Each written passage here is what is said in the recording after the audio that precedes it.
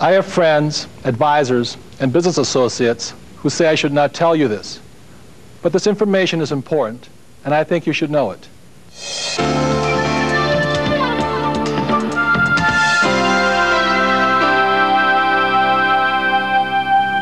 My name is Robert Kiyosaki.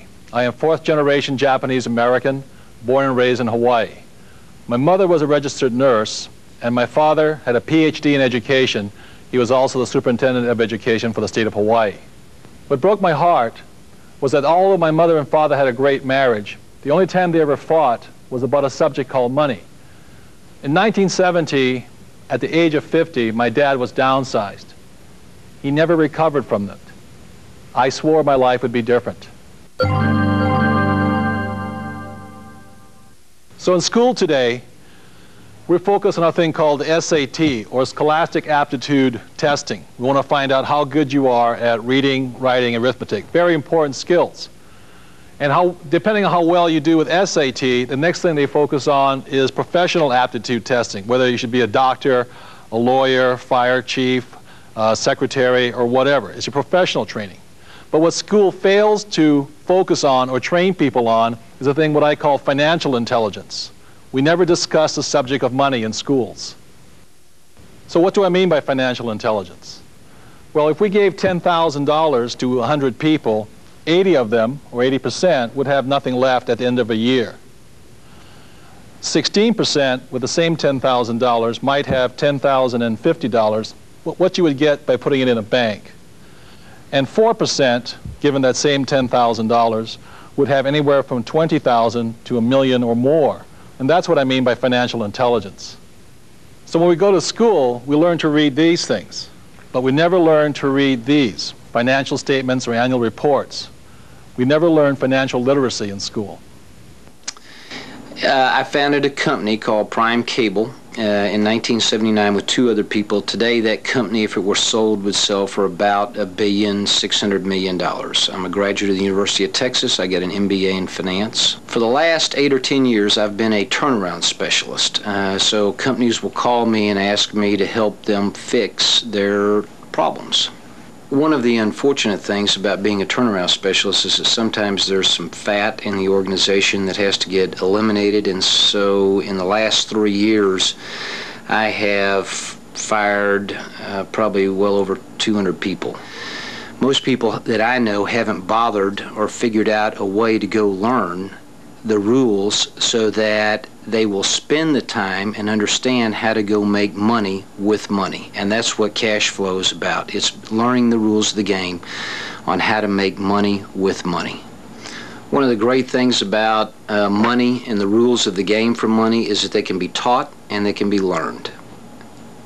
One of the things that is very important to me is that my children especially understand the rules of the game of money so that they will never be one of the unfortunate statistics who gets fired in a corporate downsizing by somebody just like me. When I studied accounting in school, it was possibly the single most boring subject I ever studied. So I had to create a system that was easy enough for me to understand. So these are the basic forms necessary for financial intelligence. One is called an income statement because it has an income and expense, also called a profit and loss statement. There is also a balance sheet, and the balance sheet has assets and liabilities. And these are the very basics for financial literacy or financial intelligence. I soon realized the main cause of financial struggle was due to confusion between the definitions of an asset and a liability. I looked in the dictionary at the definitions of assets or liability, and I got very confused by the dictionary's definition, so I made up my own.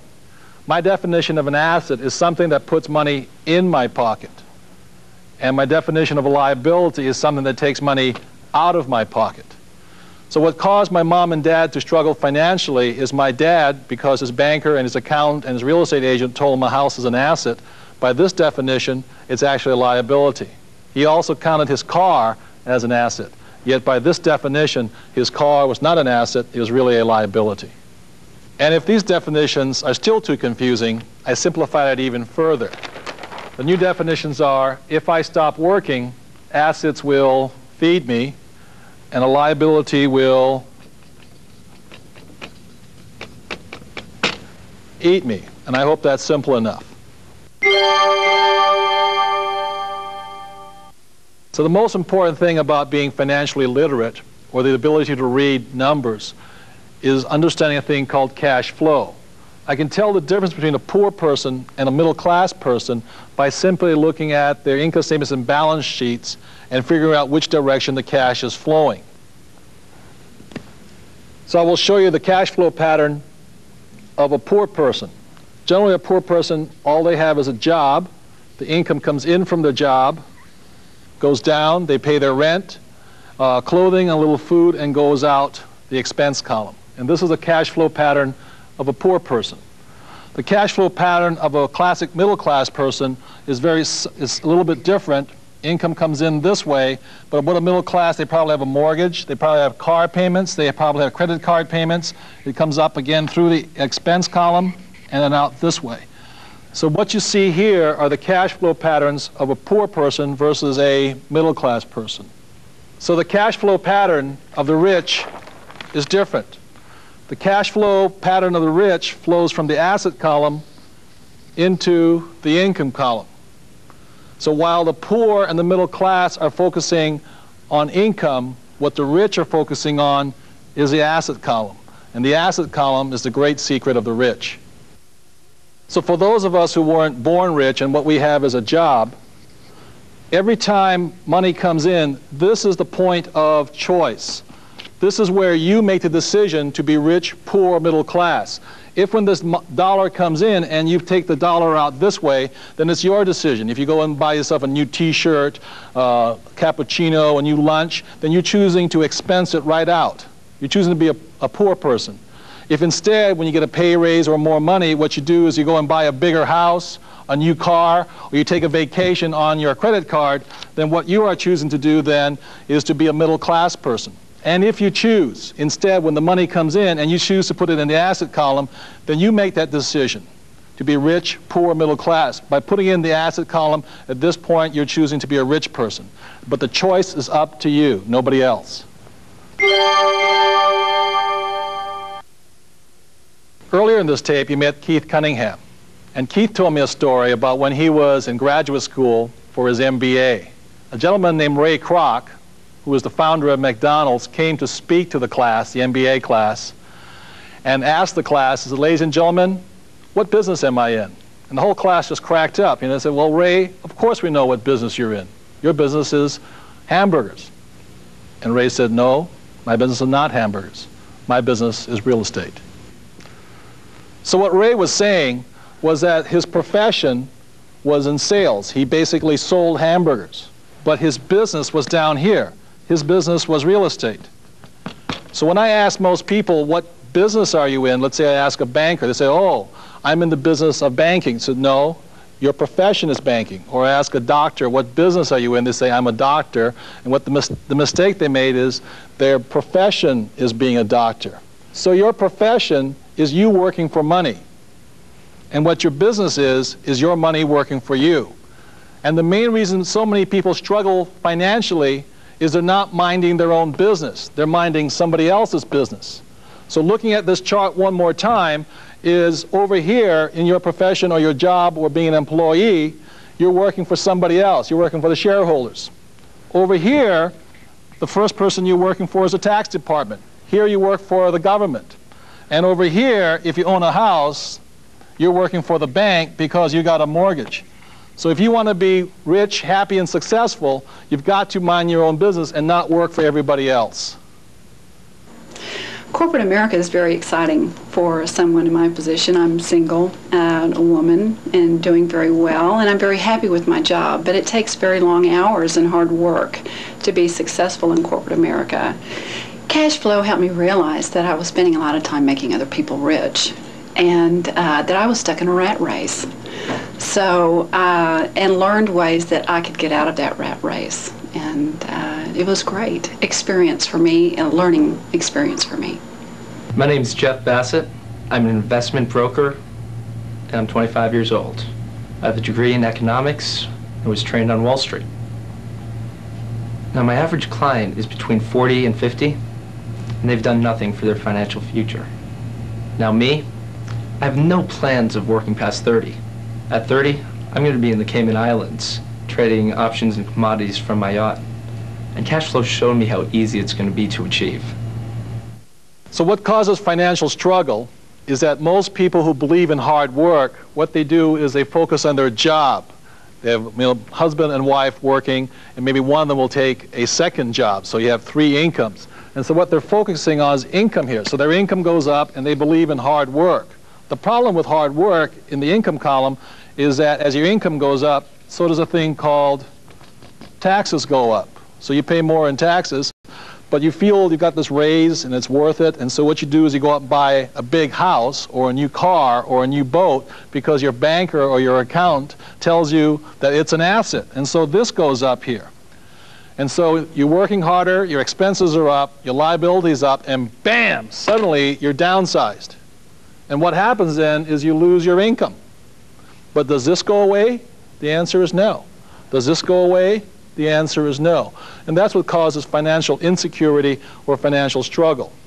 The answer is, if you had focused like the rich do on not working for money but having money work for you, even if you lost your job, your assets will continue to feed you. So having a whole stack of liabilities and no assets, that's what causes financial struggle or financial insecurity. In the past, what we would do is look at jobs as our security, and that no longer is possible. That is an obsolete thought. That's an obsolete process. Our entire educational system has been set up to prepare us to be really good employees. That no longer works because we don't even know if the company is going to be there within 5 years or 10 years. So what we're discovering is that the life of a company as well as the life of an industry can be shorter than 3 years. So that means that we have to be open to looking at different ways in which we can do what we came to the planet to do. So we need to look at our education and we need to look at our knowledge base in a very different way. So what most hardworking people do is they focus on their income, working hard at their job, income comes in, and the first line of expense for most people is a thing called taxes. But what the rich do is by having their income come from the asset column, the income comes up this way, and the way the rich avoid taxes is just like a fuel filter on a gas line. What the rich do is they attach a corporation or several corporations. And what a corporation then does is bleed off as many expenses as possible before their income is taxed. And that's how the rich avoid taxes, where a person who is an employee or a W-2er is taxed first. So what the rich do through a corporation is that they take off some of their expenses. What they do is they earn, they spend as much as they can, and they're taxed on what's left. And what the poor and middle class do is they work hard, they earn all their money, but the government taxes them, then they try and spend or live on what's left. And that's one of the big differences between the poor, the rich, and the middle class. Wayne and I own one of the largest real estate schools in the state, and one thing we find about people and students who are entering the real estate business is that we give them the basics of real estate, but they don't know the basics of investing. Yeah, that's why we're so excited about having the game Cash Flow, because now we can teach the students more about the fundamentals of accounting, investments, and finance, so they'll have the tools that they need to go out and actually do that in the real world.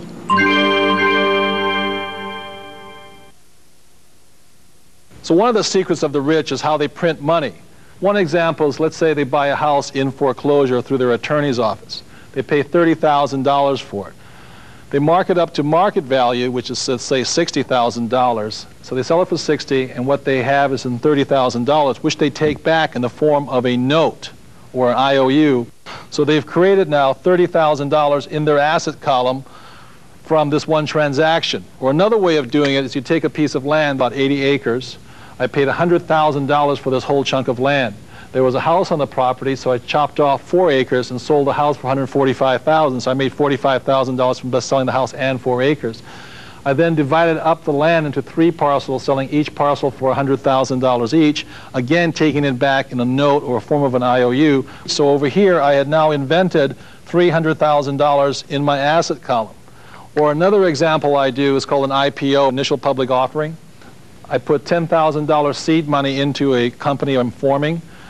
For 1 penny a share, $10,000 comes out to 1 million shares. The moment the company goes public, let's say goes up to $1, so 10,000 shares then goes to $1 million, which I don't have to pay taxes on until such time as I cash the money. So these are some examples of how the rich print money. And why the poor and the middle class have such a hard time is what they do is they go and work hard at their job. The money comes in here, and if they try and save something, it goes through a thing called their taxes. And it goes through taxes before it can come into this asset column called savings. So this is an example of why the poor and middle class have such a hard time saving any money. It's because the government takes a part of it before it gets into their asset column. We had the opportunity to play the game as a family, and it was really nice to have us all around the table having fun. It was also particularly interesting to see how the game reflected real life. I'm an attorney, once upon a time an engineer, but I was never really taught the basic financial principles that are illustrated by the game. I'm the accountant in the family. That's why he's never really had to learn the basic fundamentals of the game. And so my background, I'm a CPA, my background is accounting, so I understand the fundamentals as presented in the game. And what was particularly fun for me was I was able to help both Mike and my daughter Shelley understand the concepts that gave them problems. So it was fun because we were able to learn together. I'm a college student. In school you really don't learn much about money and financing, and I was surprised how much I really enjoyed this game. I learned a lot about investing money and financing, and I really enjoyed it. It was a lot of fun. So a couple of years ago I wrote a book called If You Want to Be Rich and Happy, Don't Go to School. It was an international bestseller. And many people think I'm anti-education. Nothing could be further from the truth. As I said, my profession is education. I'm a teacher. I love learning. And so I think scholastic aptitude, which you go to school for, is important, as well as professional aptitude, ability to be an attorney, a lawyer, a doctor, or a secretary. Very important skills. But also, in this world of great change, financial intelligence is excruciatingly important right now. But this is the reason I created the game Cash Flow. But please remember, it's just the fundamentals, the beginning, the foundation. There's a lot more to learn. But always remember this also. No matter which way the economy goes, ultimately, whether you're poor, rich, or middle class, the choice is up to you. One of the foundations of learning is repetition. So please remember this. The more you play this game, the richer you will become.